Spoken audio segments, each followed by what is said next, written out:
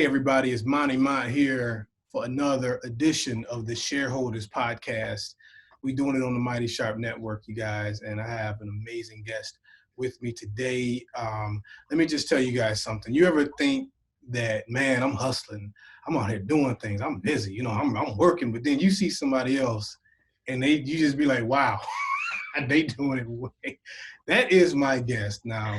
Her name is Lauren Spearman. And let me first say hello. How you doing today, Lauren? I'm great. How are you? I'm doing well. Lauren, now you might not know this, but everybody that comes on my show, we instantly become best friends. And Okay. so now that we're close, I'm not going to even call you Lauren anymore. You're now going to be L Busy, because that shouldn't even be now, because listen, you guys, the first thing that I saw, I don't know when I started following you, Lauren, on Instagram, but I just you popped up on my page. I saw so many different things you were doing just on your page. Like, I got this women's event here coming, and I got a thing for young people here. I couldn't believe, I said, is this during the pandemic she doing all this? And Yes. I'm telling y'all, her page, she got something going on. Check in with me on this, and I got a prayer call for this and all that. I said, wow. And so I said, I got to really see if I can get her on. And she was nice enough to come on today. So I got a lot of things I want to ask her about. But first of all, one of your titles is an influencer, and you're Yes. a social media influencer, and you as you can see on her page, and you're actually doing so many different things and having effects on people. So how did you get into being an influencer? Wow. Honestly, I woke up one day and decided that I wanted my next to be completely different from my latter. And I said, God has brought me through a lot of challenges, and I know he didn't just do it so that Lauren can be okay. I know he did it for his glory, and so I could tell as many people as I could how amazing and how awesome that he is. So I literally woke up one day, I changed my Instagram bio to reflect motivational speaker. I ordered business cards. I did a photo shoot, professional photo shoot. And I figured if I would take those steps, then God would do the rest. And he absolutely did. I never imagined for people to gravitate to it the way that they did. But I guess, in this day and age, transparency and being real and being raw is refreshing, because we see so many people that look like they have it all together, right? And they look like, oh, well, I'm up here and you're down there. So I think it was refreshing for people to have someone to meet them where they were, and to say, hey, I've had pink notices of disconnect. I've been evicted. I've had a repossession, but God, that was not the end of my story. So I honestly just think that the influencer part just came from me showing something different on social media and not showing the perfection side of it. So Louise, you did all that in faith. You said you bought cards and you took a photo shoot before you just kind of just like, I'm gonna just put myself out here then. Absolutely, because I felt like I had to look the part, you know what I mean? For people to book me, for people to take me seriously, I felt as though I needed to have certain things in my arsenal, a pitch sheet, a bio prepared, just so that when God did his part and what he was going to do, that I would be ready. And literally, that's what happened.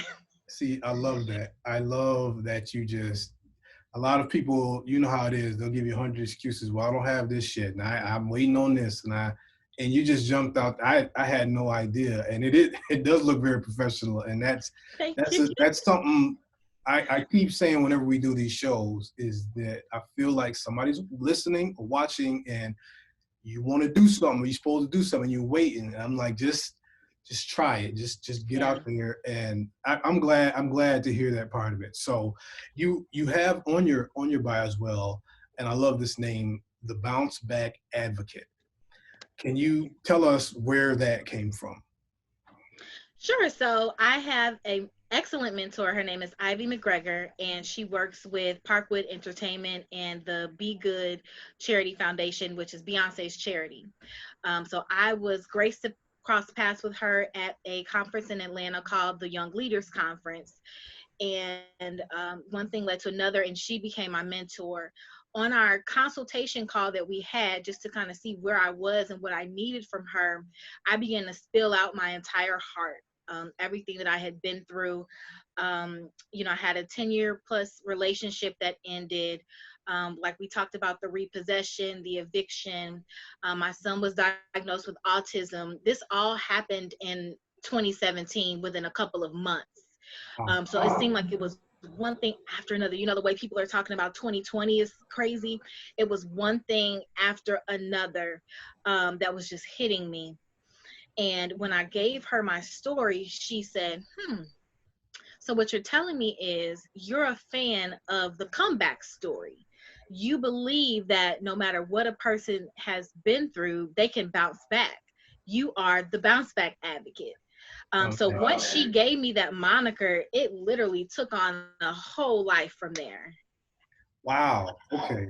See, so you've already kind of hit some things. I like to usually ask people on these shows, have they had mentors? And you just kind of hit it right there. And Absolutely. and you actually, I that's the conference, that the Young Leaders Conference. I know Yes. that's the one, and that's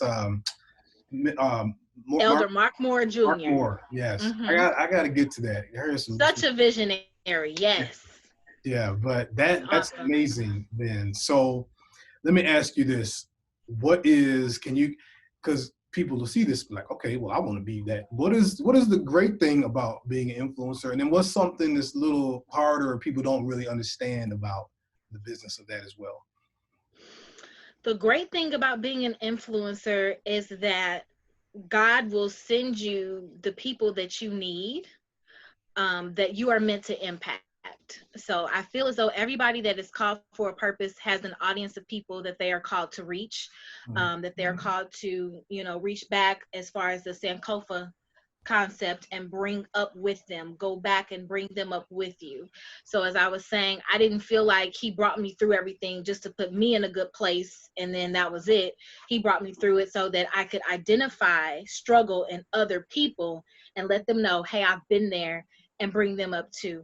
So it's an awesome thing when he can connect you to your tribe and to your people. And there are people who will send me DMs and be like, oh, when you posted that, or oh, when I saw you at this place, you just don't know the place that I was in mentally, but listening to you, now I'm able to do A, B, C, and D. Yeah. And that's like the best feeling in the world when you can impact somebody. Some of these people don't even follow me. And I'm like, for God to expand my reach and my territory in that way, it's an amazing feeling. But to answer your question on the back end of that, we all know anything that is very powerful, anything that's very anointed, anything that has a purpose of God, the enemy tries to attack 10, 100-fold. So there is that other part of it where there are certain people that you have to let go in order to move up. And for whatever reason, that was a very tough part for me, was knowing that certain people could not go with me. And it's still a lesson that I'm learning to this day. Yeah. You'll hear people that are successful at every level kind of say that at some point there is a time where you got to let some people go, and it's hard, but to be where you want to be is what it takes. I'm having a great interview right now, you guys. This is Lawrence Spearman, aka L Busy. As I'm gonna it's gonna always be that now. And this is really already blessing me as well. So as an influencer, what is it like to have a great collaboration to where, you're doing so many things, but where, I'm gonna try this out and this is an event, and to see things come together, how does that feel? What is the feeling you get when, man, this thing that I did or this live event or whatever I put together really came together nice? How does that feel? It's an out-of-body experience. It's a euphoria like I can't even explain, because that it was nothing but the grace of God that made it happen. I've had times where down to the day before, the budget wasn't where it should have been. Yeah. And I'm like, oh my gosh, I've got deposits paid, but I've got people showing up the next day who are wanting the balance. I've got people who, may have canceled for whatever reason that were supposed to be present. It's like when you're planning an event, everything that could go wrong usually does. But oh my goodness, it's such a great showing of, it's kind of like God wants me to be able to lean on him. So once the day of shows up and the money comes where it's supposed to be, and the right people that are supposed to be there show up, or someone that's unexpected shows up, it's a euphoria I cannot even explain to you. It's just the best feeling in the world, because I know at that point that it's not what Lauren did. It's because God had his hand on it and he showed up, and that was his event for his purpose. Yeah. It's funny sometimes. God will stretch you, and you feel like, man, this is all I'm doing, but you Yes. find out there's another level, and you be surprised what you can do. And that's amazing that you say that. Now, you have a hand in. I mean, I was in all your business. I was looking through all your posts, and you have a hand in so many things. But there is a main theme that it seems to be near and dear to your heart, with women and women empowerment, which I've had a few people on this show that really speak to that. And you kind of talked about 2020. We've seen a lot of things happening, and a lot of protests, a lot of awareness and things. And we are still, till today, waiting on justice for Breonna Taylor, and, things of that nature.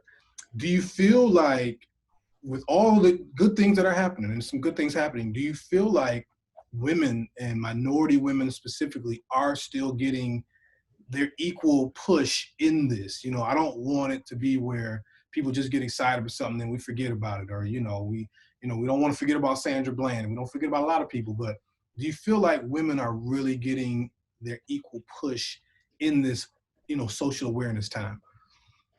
I feel like we still have a long way to go. Yeah. I'm so excited, when I hear the different statistics about how there are more female entrepreneurs than never before. My city of St. Louis, Missouri, was actually number one in female entrepreneurship this year. So when I hear things like that, it's absolutely amazing, and it gets me charged up. But as you said, when you consider the fact that there is a Black woman who was minding her own business, who was asleep in her own home, not a threat to anyone, and her life was taken, and we are still sitting here trying to figure out why one of the people who took her life is frolicking on a beach with two women, and why the attorney general is sitting in his home more pressed about charging the protesters than he is about charging her killers. Wow. It blows my mind, and it just lets me know that we still have so much further to go, because to me it's a no-brainer. But apparently we're still stuck in a lot of legal red tape that lets me know that the justice system and the powers that be still have a long way to go in considering women and Black people as a whole as valuable. I can't agree with you more. Like you said, it's good, the things that are happening, and we're glad for them, but it's still much more, and it's glaring. It's still, like you say, how can we not be doing something about some of the obvious things? But my sentiments exactly with that. So I'd like you then to kind of transition, and what is something that you would tell a young person that is seeing what you do and being inspired, or seeing what's just happening and like, man, I really want to get involved? What is some advice that you would give a young person, young woman, whoever that is saying, I want to be involved, and maybe some of the mistakes that you made early on trying to just learn things and learn the business of this, that you could maybe impart to them that are listening or watching this right now? Absolutely. Well, number one, I would say do your research. I wasted a lot of time and a lot of money because I came into this bright-eyed and bushy-tailed, and I did a lot of the passion work without doing the preparation and planning work. Yeah. So if I could go back, I definitely would have researched and made sure that I went through every free avenue available to me first. Just to be transparent, Toastmasters is a free organization that will help public speakers to become comfortable and, you know, get their nuances taken care of and build their signature speech, put it all together free of charge. So those are the types of things that I wish I would have looked into, those free opportunities before necessarily spending a lot of money that I didn't have to spend. But again, I know that I live my life as a testimony. So it's just one of those things that now when people do come to me and they ask to be mentored or ask how they can be booked, I'm able to impart that knowledge into them and steer them on the right path. So definitely planning and doing your research about every free opportunity that you can take advantage of before you spend money. Being smart, if you have a platform built up, go with the bartering system where you know, talk to different type of clothing designers. If you're a woman, a makeup artist, a hairstylist, hey, you know, can I exchange a service with you in addition for promotion on your page? You know, those are different things that will save money.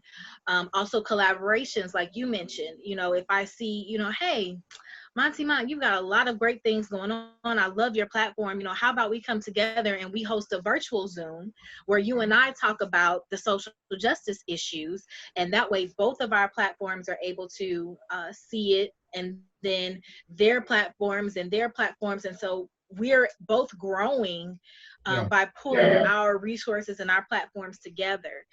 So just those type of tricks of the trade to do things free and to build your platform without having to spend a whole lot of money up front.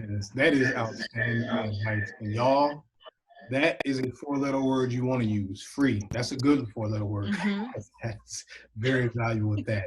I'm not going to hold you up too much longer. Now, you also are getting into the podcasting game Yes. coming up pretty soon. And what can we expect from you? I mean, I don't know how you get time for it, but what can we expect from your podcast? Absolutely. Well, my podcast is called Check on Your Strong Friends. Because I am definitely, my bread and butter is mental health and wellness. And I myself have been a strong and prideful person where I was carrying the whole load on my own. And I was the person that people could call up to, you know, do a random favor or to just vent to and to depend upon, because they know that with my heart, I'm going to jump up at the drop of a hat. But at the end of the day, when you are the one who's pouring, who pours into you? And there are some times where, of course, I could, you know, lay it all out there for God, but, you know, we're human. So sometimes you need that, you know, human reassurance and protection and comfort. So I came up with the Check on Your Strong Friends podcast because with various people that I saw in my life and even celebrities that were so-called strong and seemed to be financially stable and successful, and they're falling apart. And I feel like it's because sometimes we don't think to check on those people that pour into us because we think they got it all together. So with this podcast, I just want to bring awareness to mental health and wellness for everybody, whether you're the strong friend, whether you have a strong friend, just checking on each other and making sure that each other is good, because a lot of times we don't look like what we're going through. And I want to make sure that we can check on people and catch them before it's too late. That is so key and needed. My church, we just did a Q&A a couple weeks ago on mental health, and we got such a response from it. And it is and I love the name of that, Check on Your Strong Friends, because you can think about, oh, such and such, I know she good, I know he good, you know what I mean? And you don't really know, they're good to help you. Battling. What they going through. Somebody's helping them. So I definitely love that. I'm gonna do my last question, and I want to make sure you get your plugs in. But I always like to ask my guests this: is there anything you talked about research before? Is there anything that you're reading or have read, a good book, anything that you can recommend for the audience as well? I love to ask that question. Oh, absolutely. I'm currently reading The Shift by Keon Henderson, Pastor Keon Yeah. Henderson of Lighthouse Church in Houston. And I'm reading The Creative Leader, which is by my own pastor, Bishop Antoine Jackson. So those are two books that I am reading and researching at the present time. Nice. Guys, check that out as well. Please give your plugs. Where can anybody find you that's looking to check you out on social media or anything, or your podcast as well? Yeah, so I actually am doing a switch up with everything. So the new place that you can find me on Instagram, and you got to note this too, is the Lauren Spearman. Okay. So on Instagram, it's under the Lauren Spearman. On Facebook, it's just my first and last name, Lauren Spearman. Check on Your Strong Friends also has its own Instagram page as well. So you can find that Instagram page also. But I am gearing up to separate the Lauren Spearman from the Bounce Back Advocate, because I want to have Bounce Back be all of my nonprofit organization. So there's going to be a web launch that's coming within the next month. So be on the lookout for that, because that's going to be able to differentiate between the for-profit brand and the nonprofit brand, and give you a central location where you can find everything I'm doing. Now, y'all see that? When you get big time like that, you gotta literally split your stuff. See, Elle Busy, she's real in these streets, y'all. She gotta have a whole nother page just to handle. I love that.